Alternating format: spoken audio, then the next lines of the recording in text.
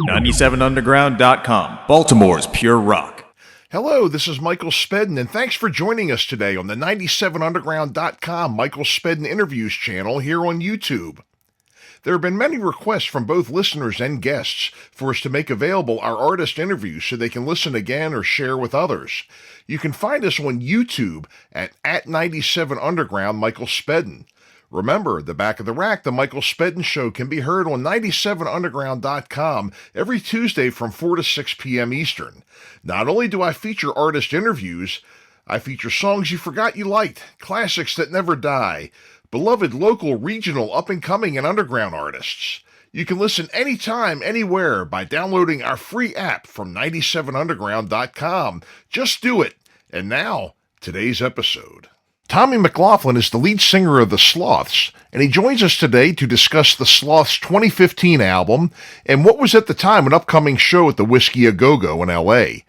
Tommy has had a long and storied show business career, being involved in lots of different musical, television, and film projects. He has lots of great showbiz stories, and he's a regular Forrest Gump of showbiz. The Sloths' website is www.thesloths.org. Enjoy the episode. And folks, welcome back to another episode of The Back of the Rack, the Michael Spedden Show here on 97underground.com, Baltimore's pure rock worldwide. And today we have a very special guest, a friend of mine, Tommy McLaughlin from the Sloths. I had been playing the Sloth on the show for a good number of episodes now. Probably the most interesting man in the world with everything that he's done in his career. He's, I'd say, more than a jack of all trades, advanced in quite a few of them. Tommy, welcome, bud. Good to see you. Good to see you too, Michael. Thank you so much for having me on 97 Underground. It's a thrill. Anything with underground always is. Yeah. There's films, music, cult, all that stuff. I'm always intrigued. It's like, because that's kind of where everything sort of starts and then takes off from there. So, I mean, you've had your hand in so many different things, music, movies, acting, mime, so many different art forms, and you've really done well at so many of them. The Sloths, you've made some great music with. You were recognized with some award, at least nominations, I know, with your mime and your teaching, doing some choreography for Dick Van Dyke. Writing as well and directing. You kind of describe yourself almost as a Forrest Gump of show business. Yeah, somebody else mentioned that to me, and I thought that was a great way to put it, is just you happen to walk into something and suddenly you look around and, it's the Monterey Pop Festival, just unusual things, 3 times with Orson Welles, sitting down for 3 hours with Marlon Brando, for a movie I was going to direct him in, and then he decided he just wanted to change roles, and so the company said, nope, we're not going to have him change roles. Not at $1 million a week is what he was getting. But I mean, things like that. It's like when you start to tell people, wait a minute, you saw, you met. Oh yeah, I was walking down Hollywood Boulevard one day, and the magic store I always go to, the door was half closed, and I thought, well, what's that? And that place is always open, and I stuck my head in, and 3 people turned to look at me. One was the guy that runs the place. Another was like, I guess, I don't know, a bodyguard, or and the third was Muhammad Ali. And he looked directly in my eyes and went, come here, and waved me in. And I came in, and for like the next 20 minutes, Muhammad Ali did magic tricks for me. Wow. He had just learned. He loved magic. And that charisma, was just incredible. When he would do something, he'd look at you like, isn't that the greatest thing you've ever seen? And of course, you're not. Yes, it sure is. Yeah, such an icon, because I've had guests on the show that talk about him, and he was like almost a goal in 70s boxing, the chance to fight Ali. You pretty much reach the pinnacle of your craft when you become the one that people want to go after, or the one that people want to line up with here. The Sloths themselves, you started in the 60s at the Whiskey, playing with the Doors and Iron Butterfly. I mean, tell me about this. Well, yeah, the story's a little, what I can say, complicated in terms of, there was the original Sloths, and those guys all went to Beverly Hills High School, and they formed a group. And I think 2 of the guys, Jeff and Michael, were in surf band, or doing surf music. Yeah. I was doing the same thing with Henry Mancini's son, Chris. Mm-hmm. So we had a band called the Avengers, and we were kind of doing surf.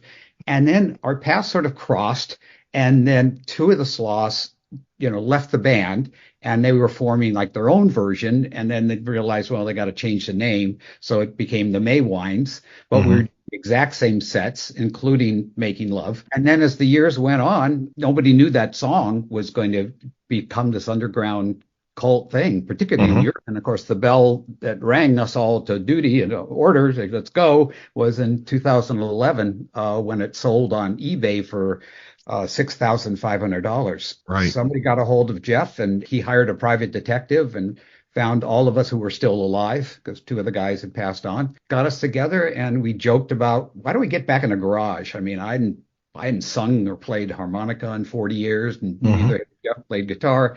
And we just did it so sort of like boys poker night, on Wednesday Right. night. And it just, turned into, let's take a gig, and people put it on their cell phones and YouTube, and suddenly we were kind of off to the races. And the cool thing for me was just the fact that I could stand there and be a kind of motivational rock and roll speaker that, look, whatever you wanted to do, whatever your dream is, don't give it up, because you're looking at somebody here. I can hold up a vinyl album that we wanted to do 50 years ago, and we finally accomplished it. So, dudes, don't give up your dreams. And people would always go into applause. And 19-year-old kids would come up to me and go, thank you, I'm glad I heard that. And I go, you're worried now? Oh, yeah, I just feel like I've already peaked. But that happens all the time. You kind of give up your career for a family or, straight job because you got to earn a living. But if you just, you'll find a place to do it. And, if the gods are there for you, some sort of a kismet will happen. You'll be at the right place, right time. And suddenly it occurs because you never really gave up that part of yourself. Well, let's hear this song, Making Love. The Sloths, Making Love, right here on 97underground.com.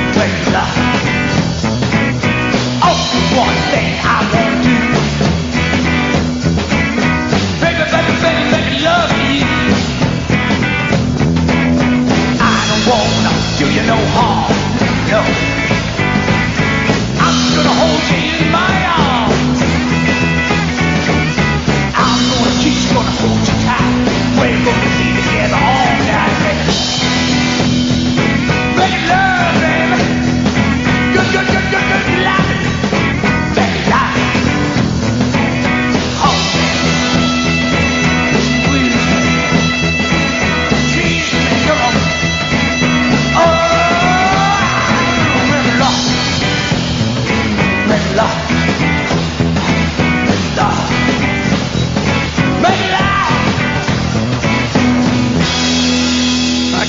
why that song's a classic song. Well, yeah, they wouldn't play it on the radio because of that title. I mean, of course, those are the days when the Stones couldn't do Let's Spend the Night Together on Ed Sullivan. Tell us a little bit about some of the things you did on Dick Van Dyke. I mean, everybody loves Dick Van Dyke. And now this was not the show with Rosemarie and Mary Tyler Moore. This was the variety show in the 70s, correct? Right. This was actually called Van Dyke and Company. Dick had come to see us. I had a group called the LA Mime Company, and then it just kind of became the Mime Company, because rather than say, well, what do you do? You know, what's different that you do that because it's from LA?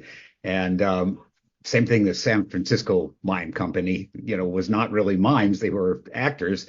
So we just thought we'd just make a thing about the word, because when I went to study, I never even knew what that word was. I just wanted to learn to be more physical in my stage show with the groups. So Dick comes and sees us, and he comes up with that wild enthusiasm that he has like a child. And he says, I've got a new series. I want you guys to be regulars on it. And it was like, yeah, sure. Okay. You know, and that first pilot, you know, Andy Kaufman was part of that as well. And nobody gets Andy. So that was pretty groundbreaking. And then he basically, Dick said, who writes your material? And I said, I do. And, you know, and I directed, because it's sort of, you know, more choreography than it's about camera moves. So all the stuff that was on that show was stuff that I wrote and directed in terms of the staging and all that. And then, you know, they had obviously a guy in a booth that did the camera directing. It was just amazing, because I was, you know, every week there was a different star. And so I find myself just, you know, I'm a 26-year-old kid directing Lucille Ball, Sid Caesar, Freddie Prinze, Tommy Smothers, Chevy Chase, Carol Burnett. And you're just going, holy geez, you know, somebody pinched me. I mean, that was, again, one of those things, you know, how did I get here doing something like mime when everybody said, why are you leaving rock and roll and going over to France and you don't even speak French to learn? I said, you know, what's the point of learning French? I'm there to learn mime, and I'll find out how to communicate with people without words.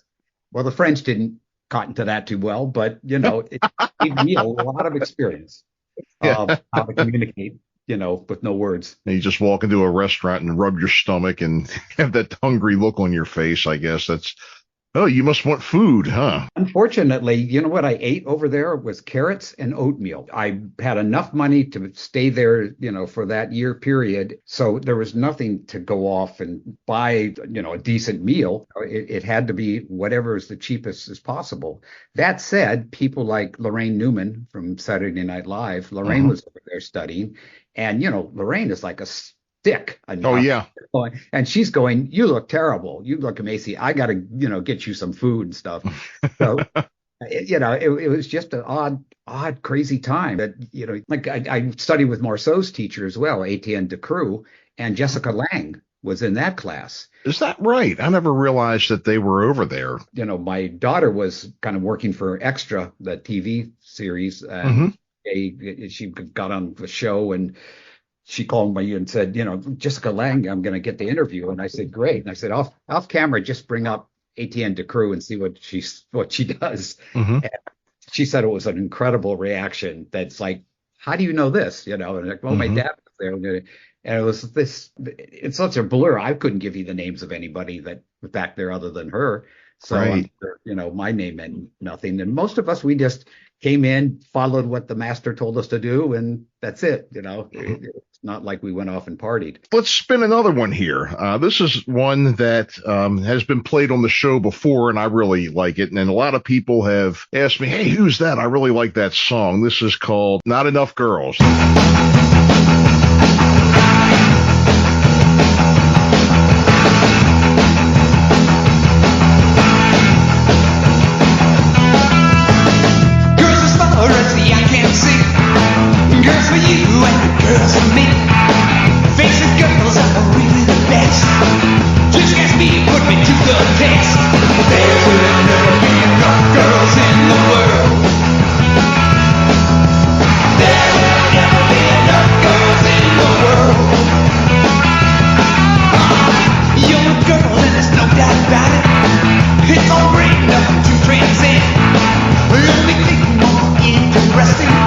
You're beautiful with an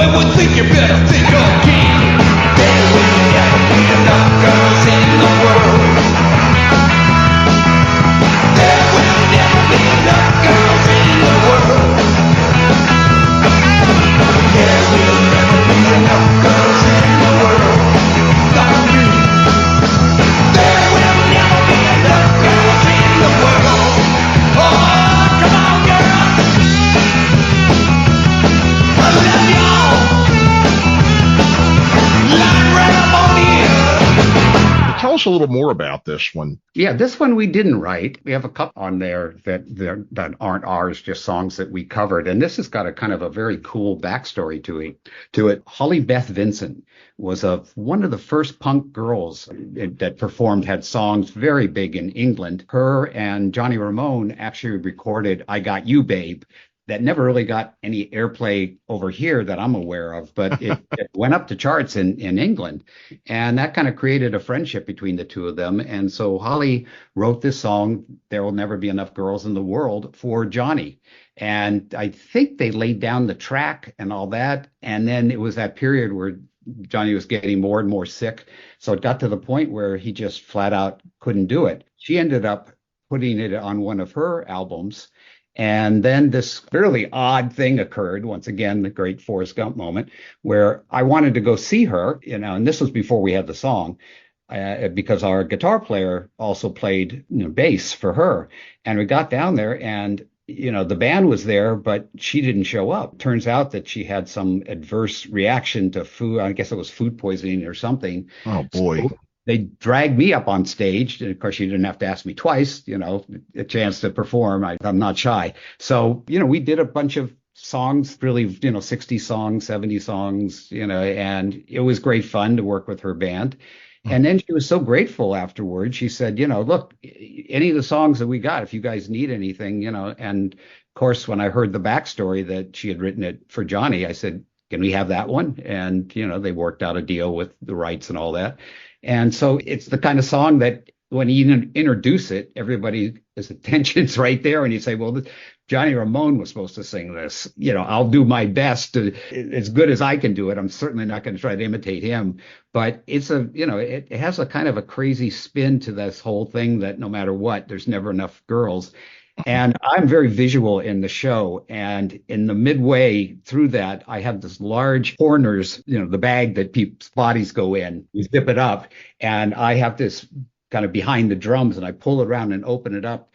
And I have like 6 inflatable love dolls in there that I throw out into the audience. So they're bouncing these girls around the crowd, like the balloons, like concerts and ball games and stuff, and then at the end, it's like, can I have my ladies back, please? No, Right. Now, stop that guy. He's walking out the door with my girl. I always try to make these things fun, Sure. Have the audience, break that fourth wall and have them involved. It's a key for me. You mentioned another one, I Want to Get Fired. Tell us a little bit about that one. Yeah, it's like a thing that came into my head one day about, when trying to collect unemployment. And so many of us do that and did that. And, I still do that because things get sparse sometimes in between shows. And COVID really, out of the park. But yeah, I thought this guy gets his job and I wear like a Home Depot apron. With buttons and things like people put on their stuff. And the whole song just kind of comes from the attitude is like, I just want to be dumped out of this thing. I can't quit or I won't collect unemployment. I love singing it because it's all attitude.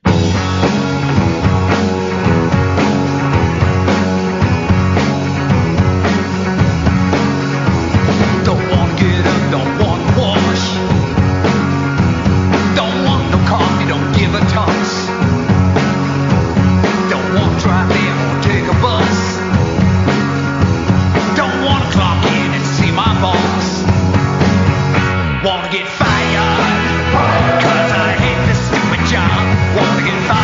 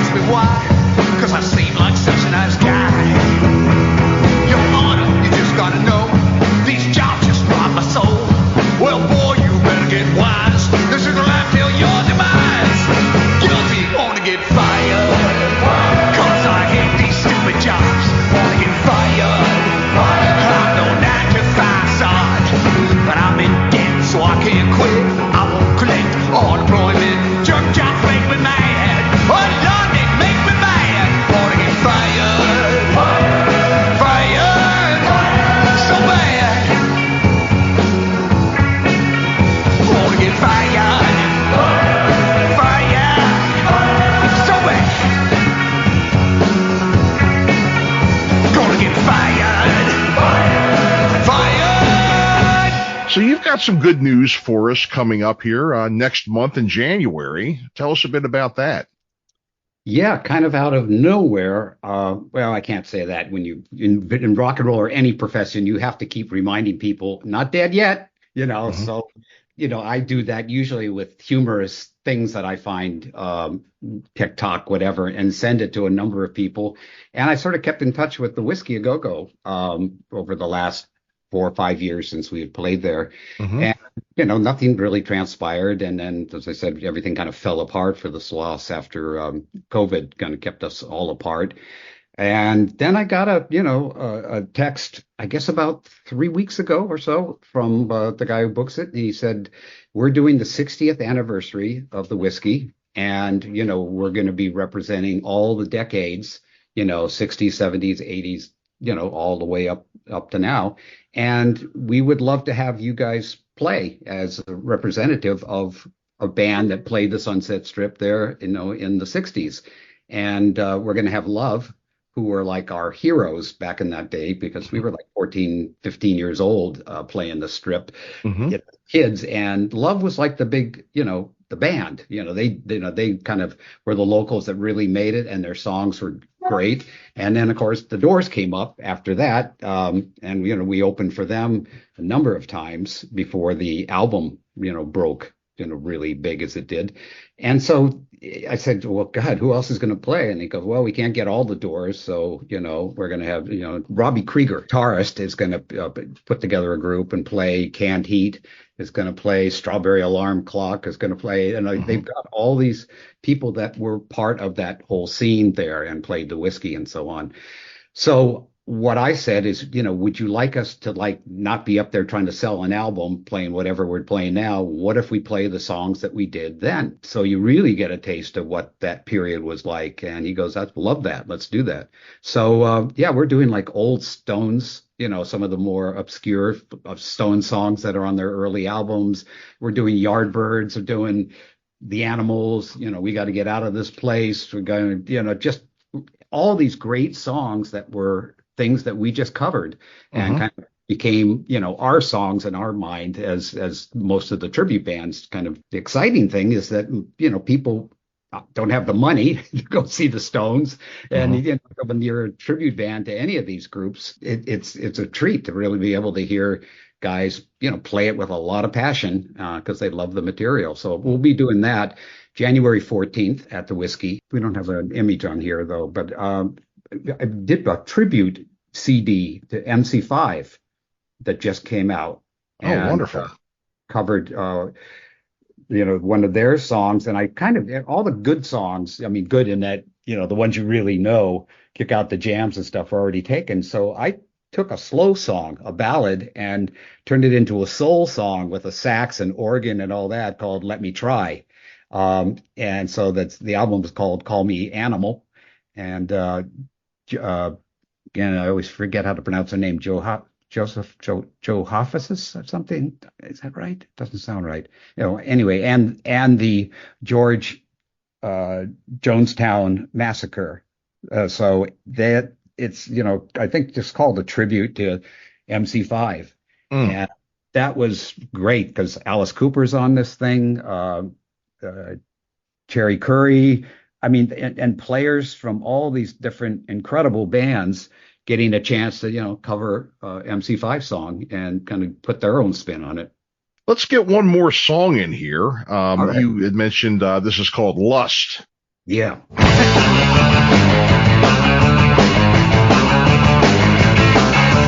Laying in my bed in a puddle of sweat, ripping off the cuffs cause they're soaking wet.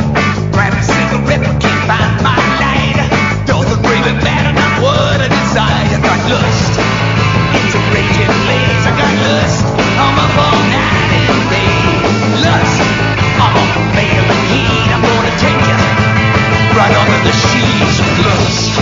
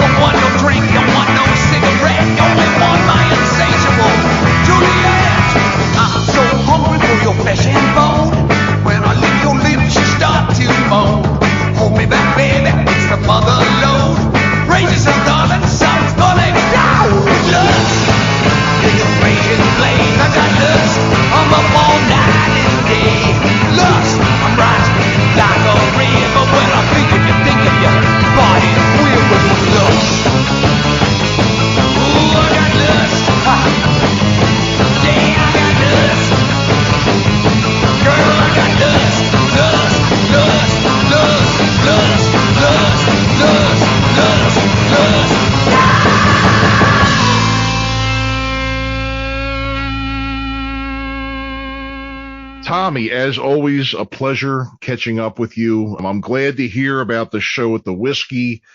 Please keep in touch with us about your endeavors, anything that you have going on. I mean, it's always something interesting with you. It's never a dull moment, it seems. So why don't you tell us where we can find out about the Sloths? Anything else you want to tell us? And go. Oh, okay. I mean, we were pretty much in hiatus all these last, 3-4 years. So the whiskey is the first thing out the gate. Let's see if we can still get through this thing. But, I always tell people, have your cell phones out, because if we drop, this can go viral for you.